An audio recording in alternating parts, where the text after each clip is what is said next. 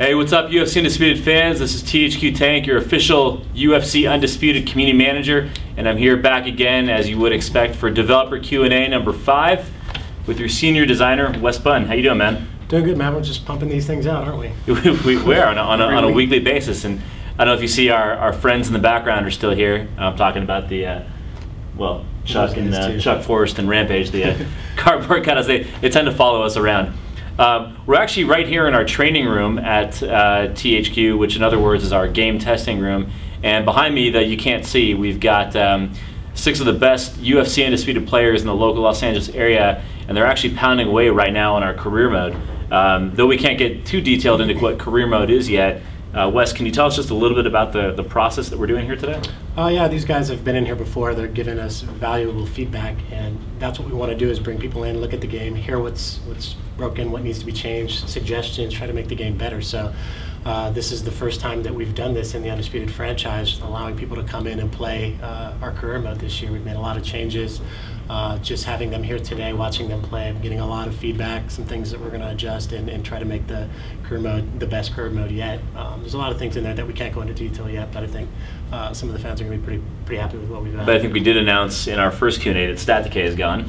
Yeah, which is a big win. Less management on managing your fighters' day-to-day activities and more emphasis on the fight. That's why you bought the game, is to get in there and fight inside the octagon. So that was our focus, was to get you back into the fights as quickly as possible with less emphasis on management. It's still there. There's still a balancing act that you're going to have to do, managing what to raise versus which moves to pick up versus what to purchase with your cred this year. So there's a lot of things that you'll still have to manage, but not as micromanagement as last year. Awesome. And let's go sidebar here for a second. So UFC 133, big news came down today that Tito Ortiz is going to be swapping in for Davis against Rashad Evans in early August. What's your quick take on that? That's actually funny. We were talking around the office, who would be the replacement for that, and actually who would be next for Tito after he beat Vader. That was one of the things that we were discussing, and that was one of the first matchups that came to my mind, was Rashad and Tito do it again, because the last fight went to the draw. And I was actually at that fight, and it was a pretty good fight. Wanted to see it keep going, so I'm actually happy that matchup's going to happen. It's actually really interesting. I mean, Tito looked really good. He looked like the Tito of old in the last fight. Surprised a lot of people. And Rashad, it's been a while since we've seen Rashad in there, so it should be a good fight. Yeah, a couple of veterans in there for sure. So UFC 133 should be another great card, as if UFC 132 wasn't one of the best in a long time. But speaking of great cards, we've got some great questions once again here from our official message boards this week over at UFCUndisputed.com. I did actually want to apologize real quickly. The forums and the website were acting a little slow in the last couple of days. We fixed that. Everything should be smooth as butter now, and we're actually working on a brand new website and brand new message boards that we're going to be launching later this year. So we appreciate your patience and your dedication, all of you who've been loyal to the Undisputed franchise. Thank you once again, and let's jump right into it. So first question comes to us from Meso Morpheus, and he says, I'm happy to hear about the improvements to the striking and ground game. My question is, will the in-game tutorial be beefed up and revamped for this iteration?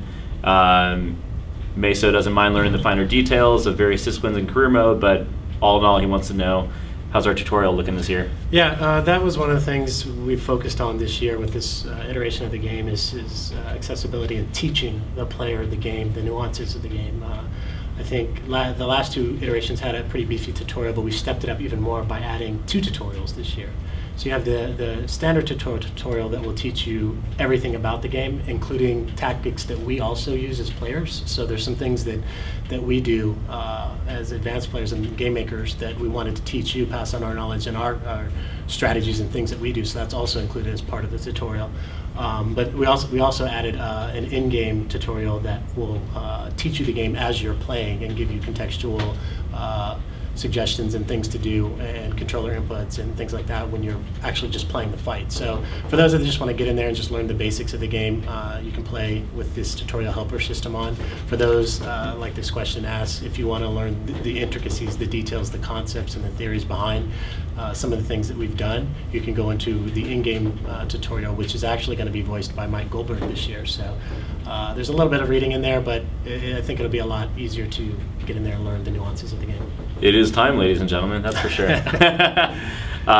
So just kind of give me a quick example here. So if I'm in a fight and my, let's say my submission or my ground game isn't going very well, in between rounds, I'm going to get tips. Actually, yeah, that's the third type of help. Yeah. That wasn't even the system that I was referring to. Yeah, I think we forgot to refer to that. Yeah, that's our interval advice system. So that system actually watches what you do during a fight, and in between rounds will give you positive and negative feedback based on what you're doing.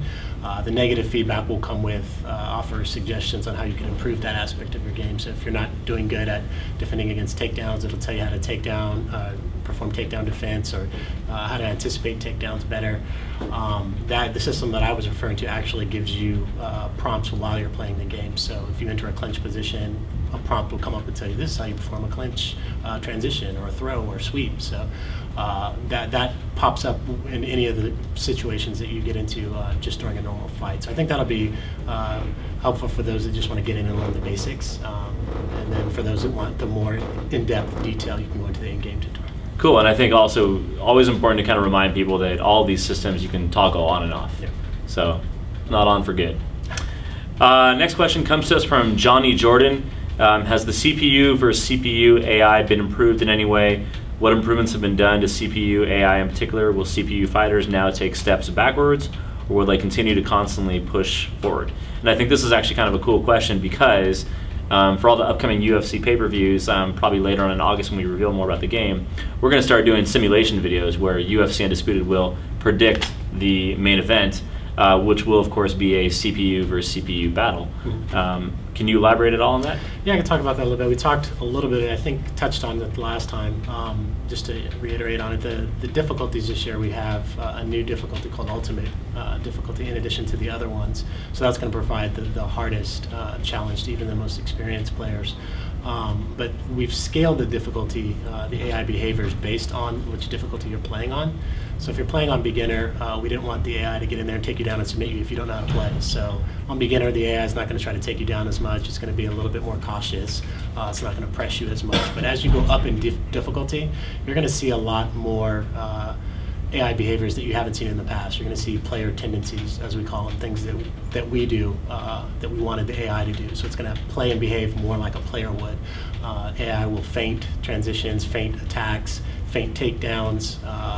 It'll mix up their striking a lot better. The combo system that we've worked on this year allows for more free-form, natural combos, so you're going to see a lot more high and low attacks from the AI. Overall, it's just the AI is going to feel more like a human opponent when you play on those higher difficulty settings.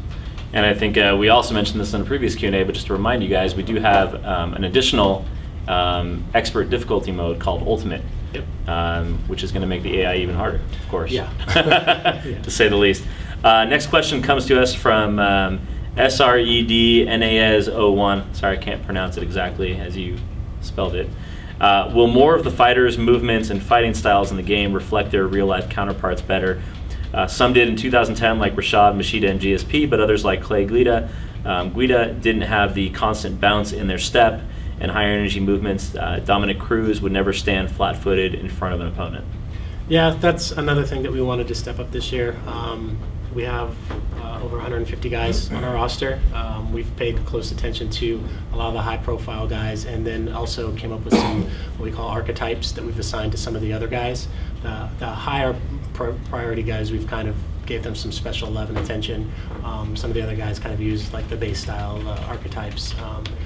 But yeah, we made sure that guys like Dominic Cruz, Uriah Faber, those guys, they fight. We want them to feel like you're fighting them. So John Jones is another good example. Playing against John Jones, you're going to see a lot of unorthodox attacks and trips and throws and stuff from the clinch. So when you get a chance to play against these guys, you're going to feel like you're playing against the real life counterparts. It's something that we wanted to improve this year. I think we did that.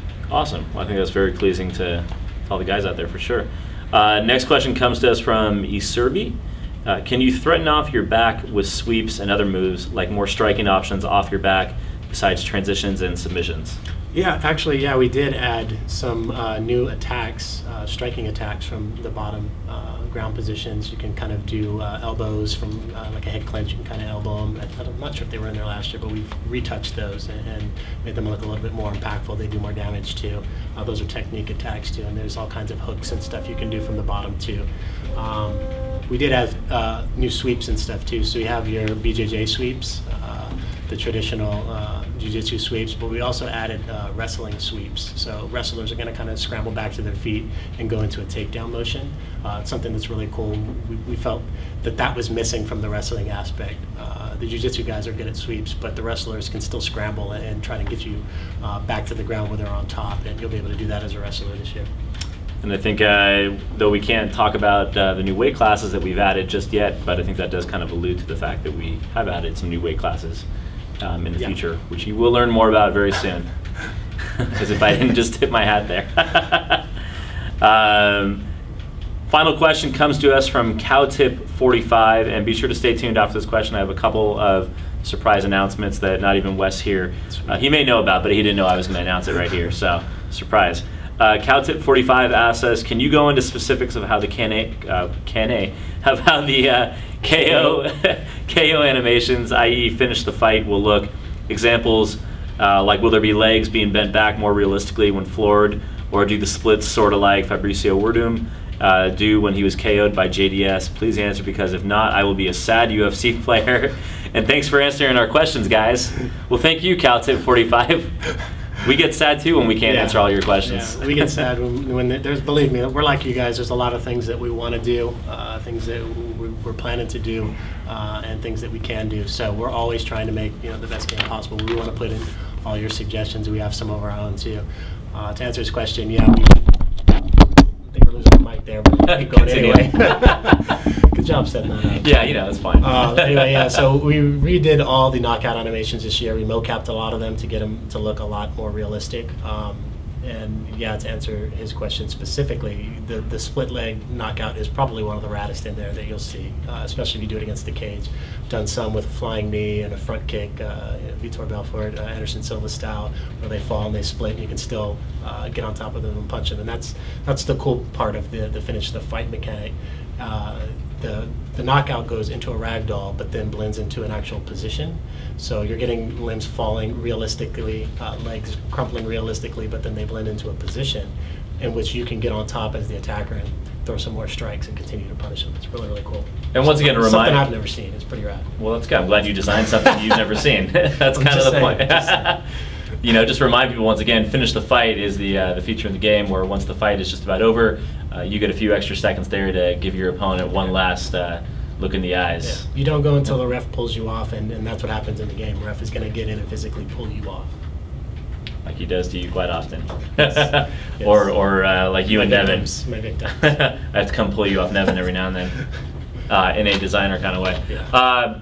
That's all we got for questions for you guys for this week. A couple cool announcements I want to tell you guys.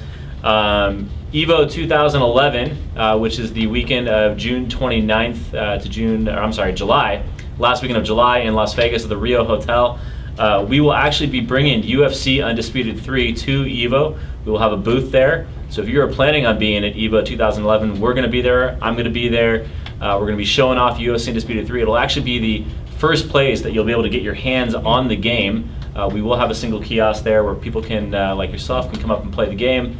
We're very excited to be a part of EVO this year in that kind of fashion, alongside a lot of other great fighting games. And we're really excited to offer up anybody who's going to be at EVO a chance to come check out UFC Undisputed 3. So, come to Vegas last weekend of July, find me. Other kind of exciting news, I had mentioned earlier that we are developing a new website, new message boards, all that kind of goodness that we're going to be launching later this year. Just kind of wanted to give people a heads up that either by the end of this month or early next, we will be putting out our first kind of full-length gameplay video, which will be an updated version of what we showed at E3.